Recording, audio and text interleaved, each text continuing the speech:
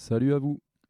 Je voulais vous montrer dans cette vidéo comment reprendre une impression qui s'est arrêtée en cours grâce à une manipulation avec le fichier G-code. Un exemple sur une imprimante 3D de type Ender 3. Vous allez retrouver ces explications sur ZeroBlog, le blog du site ZeroTroc. Une fois arrivé sur le site, vous pouvez aller voir l'article correspondant qui s'appelle Reprendre une impression. Comment reprendre une impression qui s'est arrêtée en cours? En effet, il arrive régulièrement que l'impression subisse quelques aléas, un coincement de fil, la fin d'une bobine ou divers problèmes qui aboutissent à ce genre de résultat, c'est-à-dire une pièce qui a commencé correctement et qui s'est arrêtée en cours à une certaine hauteur en Z. Donc tout d'abord, ce qu'il faut faire, c'est arrêter l'impression. Donc pour arrêter l'impression, la plupart du temps, les imprimantes ont un menu qui permet de faire stop et de mettre la tête en repli. Le principe est aussi de reprendre la position à l'endroit exact où elle s'est arrêtée. Il ne faut surtout pas décoller la pièce du revêtement, sans quoi vous auriez perdu la position exacte de votre pièce. Donc c'est écrit ici, attention à ne pas décoller votre pièce. Ensuite, ce qu'il faut faire, c'est mesurer la hauteur exacte de votre pièce.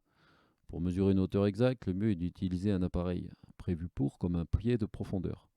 Avec un appareil moins précis, vous risquez de ne pas reprendre exactement à la bonne hauteur. Ici, je mesure 14 mm pile dans mon exemple. Donc ensuite, ce qu'il faut faire, c'est aller manipuler le fichier source, le fichier G-code, qui doit être stocké dans votre carte SD si vous avez imprimé via la carte SD. Sinon, votre logiciel, votre slicer, par exemple Cura, peut, grâce au menu, enregistrer le fichier de type G-code sur un emplacement quelconque de votre disque d'ordinateur. Et vous allez ensuite pouvoir l'ouvrir pour le modifier.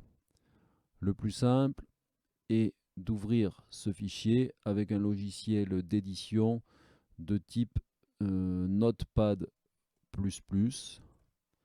mais il est possible aussi d'ouvrir ce fichier avec le Notepad classique, l'éditeur de texte que vous trouvez sous Windows.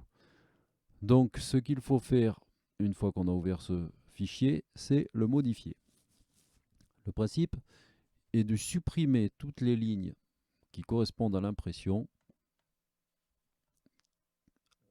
qui a déjà été réalisée, c'est-à-dire toutes les lignes de G-code jusqu'à 14 mm. Tout ce qui est en dessous de 14 mm, ça ne nous intéresse plus puisque ça a déjà été imprimé. Vous pouvez chercher la couche qui nous intéresse le plus, c'est la couche de reprise, c'est-à-dire celle qui se situe juste après les 14 mm où s'est arrêtée l'impression. Donc 14,2 pour moi, car chaque couche fait 0,2 mm. CTRL F et on écrit dans la fenêtre de recherche Z14,2. Et vous voyez que moi, ça correspond à ma couche 70. On voit bien le Z14,2. Et c'est à la ligne 84 327. Là, on comprend l'importance de faire CTRL F pour rechercher une valeur. Ensuite, le plus simple est de supprimer toutes les lignes qui précèdent la couche 70. Vous mettez donc en surbrillance tout le texte avant la ligne en question. Vous faites Supr sur votre clavier. Après cette suppression, il faut insérer en première ligne la commande Z14,2. Donc vous écrivez, comme on le retrouve ici, Z14,2 dès la première ligne de votre fichier. Ainsi, à la reprise de l'impression, l'imprimante va commencer, voir la première ligne et commencer à monter en 14,2 sans effectuer de mouvement en X ou en Y. Cette précaution permet d'éviter les collisions avec votre pièce. Donc une fois que vous avez supprimé ces lignes et ajouté la ligne Z14,2, vous enregistrez ce fichier G-code sous votre carte SD que vous allez ensuite insérer dans votre imprimante.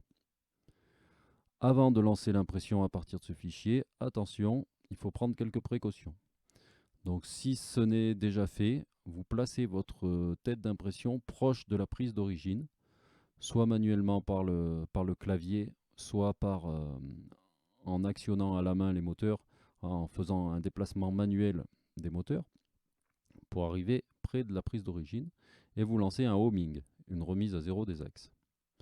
Normalement, l'imprimante va très peu bouger pour arriver à reprendre ce zéro. Une fois que vous êtes bien calé en zéro, vous pouvez mettre en chauffe aussi manuellement votre imprimante, donc la buse et le plateau aux températures d'impression, par exemple 200 et 60 degrés. Et une fois que tout ça est en chauffe, vous pouvez lancer l'impression à partir de ce fichier sur la carte SD. Attention de ne pas lancer l'impression sans avoir mis en chauffe ou fait le homing avec précaution, sinon il y a des risques de problèmes, de collision au niveau de votre reprise d'impression.